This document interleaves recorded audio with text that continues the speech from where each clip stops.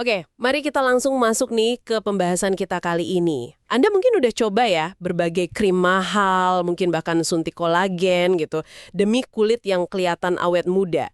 Tapi gimana kalau kami bilang sumber yang Anda bagikan hari ini nunjuk ke satu makanan super yang sering banget terlupakan. Yang mungkin efeknya jauh melampaui produk-produk ratusan ribu itu. Dan jawabannya ini, wah bisa jadi sangat mengejutkan loh. Hari ini, kita bakal kupas tuntas temuan dari sumber Anda soal hubungan antara nutrisi dan kesehatan kulit. Ini topik krusial banget ya, terutama kalau Anda peduli sama apa yang sering kita sebut di sini, masa tua yang sehat. Misi kita jelas, membongkar rahasia nutrisi dari dalam, apa sih yang benar-benar bikin perbedaan buat kulit Anda ya, berdasarkan data dan wawasan dari materi yang Anda bawa ini. Tepat sekali. Kita akan mulai, mungkin dari membongkar beberapa mitos populer dulu ya, dan praktik perawatan kulit yang, ya menurut sumber ini, justru bisa jadi kontraproduktif. Baru deh setelah itu kita ungkap juara nutrisi kulit yang sesungguhnya, yang mungkin, wah, Anda nggak pernah duga sebelumnya. Mari kita lihat datanya. Baiklah, ayo kita mulai dari kesalahpahaman umum dulu nih. Sumber Anda langsung menyoroti industri krim wajah anti penuaan yang nilainya, wah gede banget ya. Klaim utamanya kan sering soal kolagen tuh. Tapi sumber ini negesin molekul kolagen itu ternyata, gimana ya, terlalu besar gitu. Jadi nggak bisa diserap efektif sama kulit kalau cuma dioles di permukaan aja. Iya, jadi manfaat langsungnya ke lapisan kulit yang lebih dalam itu dipertanyakan gitu sama sumber ini. Tapi yang lebih jadi perhatian dari sumber ini sebenarnya bukan soal nggak efektifnya kolagen topikal itu, melainkan bahan-bahan lain yang sering ada bareng si kolagen di krim itu. Disebutkan ada kandungan mikroplastik, terus bahan kimia sintetis, bahkan ini ngeri, karsinogen, zat yang potensi memicu kanker. Wah, tunggu dulu, karsinogen? Serius ini? Iya, disebut begitu di sumbernya.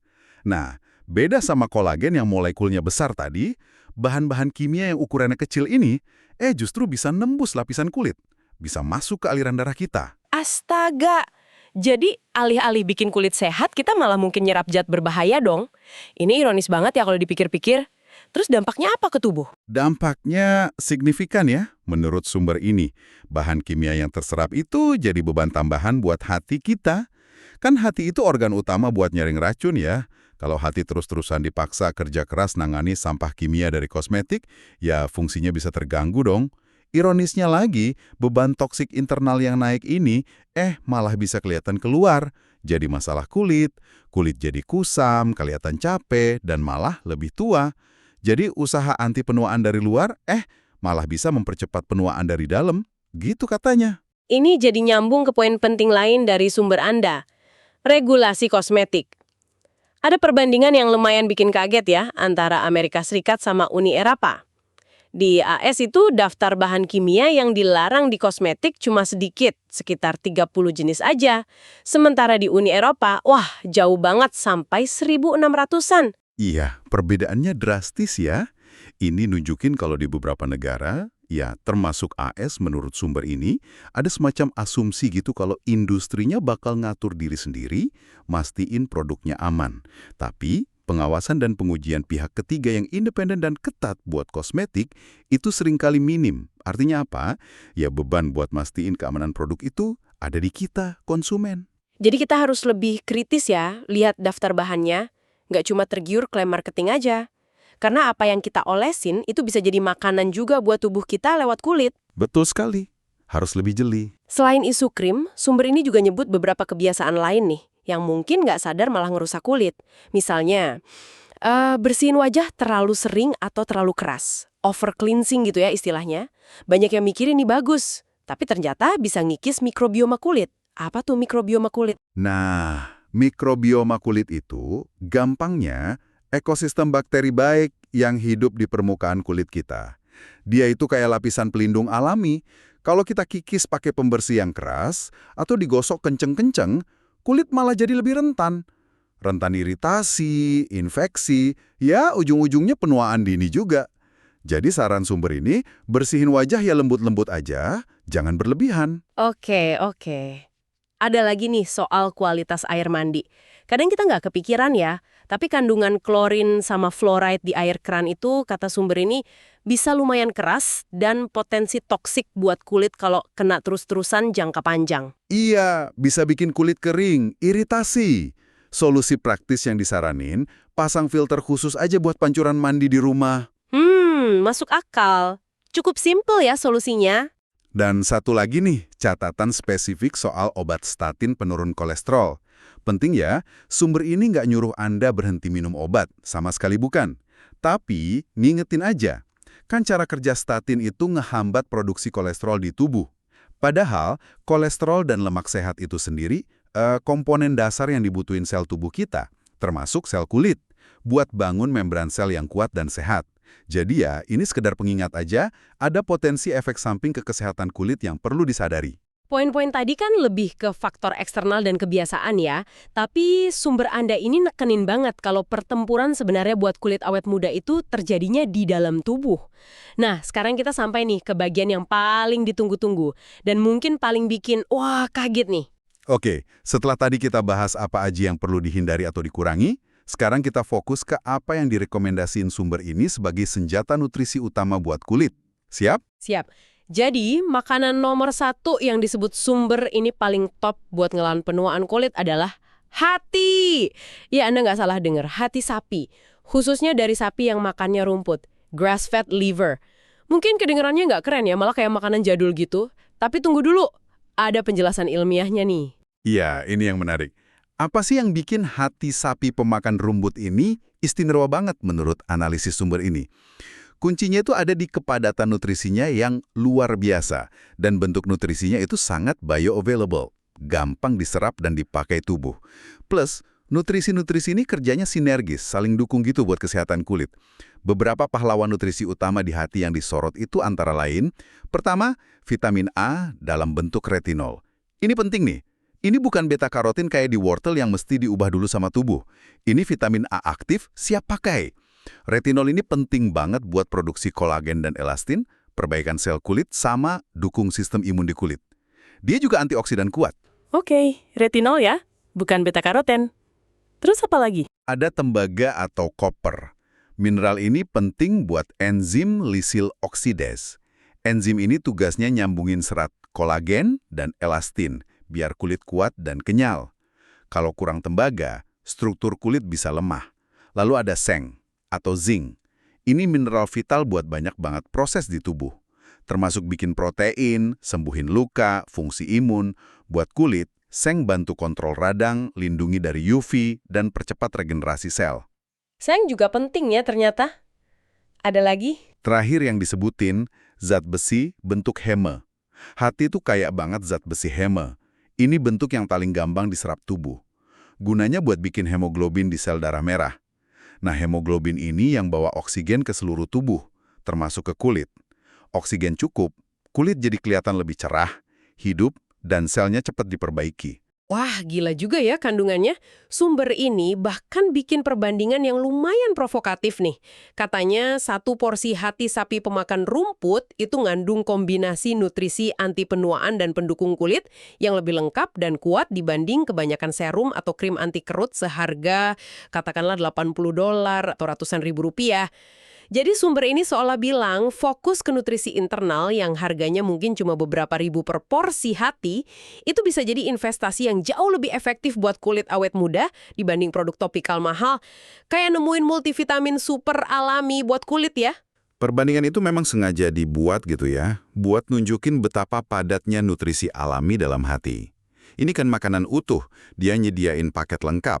Ada bahan bakunya, ada pembantunya atau kofaktornya. Semuanya dalam bentuk yang dikenali dan gampang dipakai sama tubuh kita. Sesuatu yang ya susah ditiru sama persis oleh produk olahan atau suplemen tunggal. Tapi, nah ini dia nih, kita semua tahu lah ya ada gajah di dalam ruangan kalau ngomongin hati.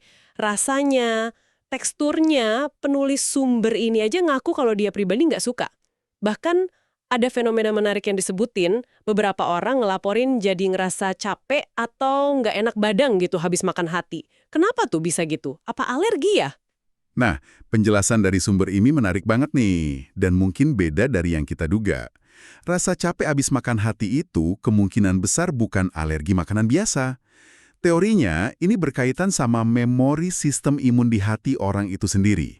Gini ceritanya, kalau seseorang di masa lalu pernah ngalamin kerusakan hati entah karena pola makan jelek, lama banget, minum alkohol, kena infeksi virus hepatitis, atau paparan kimia tertentu, hatinya itu bisa ngembangin sel imun khusus yang jaga di sana. Namanya resident memory T cells. Sel T memory resident. Sel T memory resident, apa tuh fungsinya? Terus hubungannya sama makan hati gimana? Sel memori ini kayak tentara veteran gitu, yang netap di jaringan hati dan inget sama ancaman atau kerusakan yang pernah terjadi di situ. Nah, pas orang itu makan hati, yang notabene kan jaringan hewan juga, sel-sel T memori ini bisa keganggu atau kepicu karena ngenalin beberapa molekul yang mirip sama jaringan hati dia sendiri yang dulu pernah bermasalah. Reaksi imun ringan ini terus bisa micu pelepasan histamin, itu zat kimia ya, yang terlibat di respons alergi dan radang. Oh, histamin ya? Iya. Nah, salah satu efek samping kalau histamin naik di tubuh, itu ya rasa capek, ngantuk, atau perasaan nggak nyaman gitu secara umum. Jadi ini bukan karena hati yang dimakan itu beracun, tapi lebih karena respons unik dari sistem imun orang itu yang kepicu sama memori masa lalu organnya. Gitu penjelasannya. Wow, penjelasan yang detail banget. Dan masuk akal sih, itu ngejelasin kenapa reaksinya bisa beda-beda tiap orang. Nah, ini pertanyaan penting nih buat Anda yang dengerin. Gimana kalau Anda termasuk yang nggak tahan sama rasa atau tekstur hati? Atau mungkin ngalamin reaksi capek tadi, tapi tetap pengen dapet nutrisi supernya buat kulit. Sumber ini untungnya ngasih beberapa strategi praktis nih. Betul. Ada beberapa cara buat ngakalin tantangan ini, nggak usah khawatir. Pertama, mulai dari dosis kecil dan suplemen. Cara paling gampang ya coba suplemen hati sapi pemakan rumput yang berkualitas, bentuknya kapsul. Sumber ini nyaranin mulai dosis kecil aja, misalnya 1 kapsul. Menariknya, penulis sumber ini nyoba 1 kapsul sebelum tidur, malah ngerasa tidurnya lebih enak tanpa efek capek pas siangnya. Ini bisa jadi opsi awal yang oke. Oke, kapsul ya. Cara lain kalau mau coba yang seger. Bisa, samarkan rasa saat memasak. Kalau mau coba hati segar, teknik ngerendam bisa bantu. Coba rendam potongan hati di susu atau jus lemon beberapa jam sebelum dimasak. Katanya sih bisa bikin tekstur lebih lunak dan ngurangin rasa amis atau khasnya itu. Terus pas masak, pakai bumbu yang kuat aja, yang banyak rempahnya, banyak bawangnya. Disamarkan gitu ya rasanya. Ada lagi? Ada. Teknik menyelinap. Ini lumayan cerdik. Blender aja sedikit hati mentah, tapi pastiin dari sumber organik dan terpercaya ya. Terus campurin ke adonan daging giling. Buat bikin bakso burger, atau saus bolognese gitu. Kalau jumlahnya kecil, biasanya rasanya nggak terlalu kerasa. Tapi nutrisinya tetap dapat. Wah, ide bagus tuh. Dicampur aja ya. Bisa juga olah jadi pate. Liver pate atau pasta hati itu kalau dibuat dengan benar, bisa enak banget loh. Dicampur mentega, rempah-rempah, mungkin sedikit cooking wine atau cuka, rasanya bisa beda banget. Enak dimakan sama roti panggang atau sayuran. Pate ya. Oke. Nah, terakhir, ya kalau semua usaha masak-memasak gagal atau emang nggak mau repot, kembali ke kapsul. Suplemen kapsul tetap jadi pilihan paling praktis dan efektif buat dapat manfaat nutrisi hati tanpa urusan sama rasa dan tekstur. Pilihan-pilihan ini nunjukin selalu ada jalan ya. Kuncinya nemuin cara yang paling pas dan bisa kita toleransi, biar bisa masukin nutrisi kuat ini ke pola makan kita secara konsisten. Dan penting banget juga buat ngelihat ini dalam konteks yang lebih luas ya, seperti yang ditekankan sumber Anda. Hati emang luar biasa, tapi ini bukan pil ajaib tunggal. Kesehatan kulit itu cerminan kesehatan internal kita secara keseluruhan. Sumber ini ngingetin, bahkan kalau Anda udah rajin minum kolagen, entah dari kaldu tulang atau suplemen, tubuh Anda itu tetap butuh macam-macam kofaktor, biar bisa making kolagen itu secara efektif, buat bangun dan perbaiki kulit. Kofaktor, bisa dijelasin dikit nggak maksudnya apa? Tentu, kofaktor itu gampangnya kayak kunci pas atau alat bantu gitu. Bentuknya vitamin dan mineral. Ini dibutuhin sama enzim di tubuh biar bisa jalanin fungsinya. Nah, dalam konteks kolagen, tubuh kita butuh vitamin C, seng, tembaga, mangan, dan lainnya biar bisa ngerakit molekul kolagen jadi jaringan ikat yang kuat. Dan hebatnya, banyak dari kofaktor penting ini ada secara alami dan melimpah di makanan padat nutrisi kayak hati. Jadi makan hati itu nggak cuma ngasih bahan baku, tapi juga alat yang dibutuhin buat ngebangun kulit. Gitu kasarnya. Oh gitu, jadi saling melengkapi ya. Itu ngejelasin kenapa nutrisi dari makanan utuh seringnya lebih bagus. Selain masukin nutrisi baik, sumber ini juga keras banget ngingetin kita soal apa yang harus dihindari, karena bisa ngerusak kulit dari dalam. Apa aja tuh? Ini musuh-musuh kesehatan kulit yang mungkin udah sering denger ya, tapi perlu diingat terus. Pertama, makanan olahan atau junk food. Udah jelas lah ya, minim nutrisi penting, tinggi kalori kosong, pengawet, pewarna, bahan kimia tambahan. Ini semua ngeberatin sistem detoks tubuh. Kedua, gula berlebih. Wah, ini perusak kolagen nomor 1 lewat proses namanya glikasi. Glikasi itu, pas kelebihan gula di darah, nempel ke protein kayak kolagen dan elastin. Akibatnya protein itu jadi kaku, rapuh, kehilangan fungsinya. Ini secara harfiah bikin kulit menua lebih cepat dari dalam. Gula ya musuh besar ternyata, terus? Ketiga, minyak biji olahan atau seed oils. Kayak minyak jagung, kedelai, kanola, bunga matahari yang banyak banget dipakai di makanan olahan sama restoran. Sumber ini nyorotin tingginya kandungan asam lemak omega 6 proinflamasi di minyak ini. Kalau kebanyakan, bisa micu radang sistemik kronis, termasuk di kulit. Plus, gampang teroksidasi jadi radikal bebas perusak sel. Oke, junk food, gula, seed oils. Dicatat ya. Ada satu pengamatan spesifik nih dari sumber ini yang menurut saya menarik banget dan relevan buat banyak orang yang lagi coba macam-macam diet. Penulisnya merhatiin sekelompok orang yang jalanin diet tertentu, bahkan diet keto yang harusnya tinggi lemak, tapi mereka ngelakuinnya dengan cara yang sangat rendah lemak, hampir nol lemak, dan seringnya ngandelin sumber protein kualitas rendah kayak isolat protein kedelai atau produk pengganti makanan tertentu gitu. Apa yang terjadi sama mereka? Nah, ini poin krusial banget. Menurut pengamatan di sumber itu, meskipun orang-orang ini berhasil turun berat badan, yang sering jadi tujuan utama kan, penampilan fisik mereka justru memburuk. Dari segi kesehatan kulit dan rambutnya, kulit mereka jadi kering, kusam, hilang elastisitasnya, dan secara keseluruhan mereka kelihatan lebih tua dan kurang hidup gitu dibanding sebelum diet. Padahal angka timbangannya turun. Wah, implikasinya apa dong dari pengamatan ini? Implikasinya gede banget. Ini nunjukin kalau fokus cuma ke turun berat badan atau rasio makronutrien, protein, lemak, karbohidrat, tanpa perhatiin kualitas bahan makanan dan kecukupan nutrisi mikro, serta lemak sehat, itu bisa jadi bumerang, terutama buat kesehatan jangka panjang dan penampilan awet muda. Lemak sehat itu dari alpukat, minyak zaitun, ikan berlemak, dan ya, organ kayak hati, penting banget buat bangun membran sel yang sehat, bikin hormon, nyerap vitamin larut lemak, A, D, E, K, semua penting buat kulit, dan jaga kulit tetap lembab dan kenyal. Kalau dihindari secara ekstrim, bahkan pas diet rendah karbo, ya bisa ngorbanin kesehatan kulit dan rambut kita. Kualitas itu lebih penting daripada sekedar kuantitas atau rasio. Jadi, kesimpulan besar dari pembahasan kita berdasarkan sumber yang Anda bagiin ini jelas banget ya. Kunci utama kulit yang sehat, cerah, dan kelihatan awet muda itu sebagian besar datangnya dari dalam, dari nutrisi yang kita kasih ke tubuh kita. Mungkin udah saatnya nih kita evaluasi lagi kemana fokus dan anggaran perawatan kulit kita selama ini, dan lebih serius mempertimbangkan kekuatan nutrisi internal. Persis. Dan yang paling menarik dari temuan sumber ini tuh gimana solusi nutrisi yang begitu kuat bisa datang dari makanan yang begitu sederhana dan sering diabaikan. Kayak hati, kayak nemu harta karun terpendam aja gitu di depan mata kita. Ini ngingetin kita lagi kalau jawaban buat kesehatan optimal, termasuk buat masa tua yang sehat sesuai sama misi kanal kita ini, seringnya nggak ada di tren terbaru atau produk paling mahal, tapi justru ada di kearifan milih makanan utuh yang udah nyehatin manusia ribuan tahun lamanya. Sebagai penutup nih, kami pengen ninggalin Anda dengan sebuah pertanyaan buat direnungkan. Selain hati, ada nggak ya makanan super lain yang mungkin selama ini Anda pandang sebelah mata atau hindari? Karena dianggap nggak modern atau nggak enak, padahal nyimpen potensi luar biasa buat kesehatan dan vitalitas Anda. Sumber ini secara spesifik nantang Anda buat coba masukin hati ke pola makan Anda, dalam bentuk apapun yang bisa Anda toleransi. Terus amati sendiri deh perbedaannya di kulit Anda setelah beberapa minggu atau bulan. Sebuah eksperimen N sama dengan 1 ya, yang mungkin hasilnya bakal bikin Anda kaget. Jika pembahasan mendalam kayak gini, yang ngupas tuntas sumber informasi spesifik buat bantu Anda ambil keputusan lebih baik demi kesehatan Anda, dan mendukung perjalanan Anda menuju masa tua yang sehat, ya mungkin Anda bisa pertimbangkan buat terus ikutin kami. Kami bakal kembali lagi dengan analisis sumber-sumber menarik lainnya.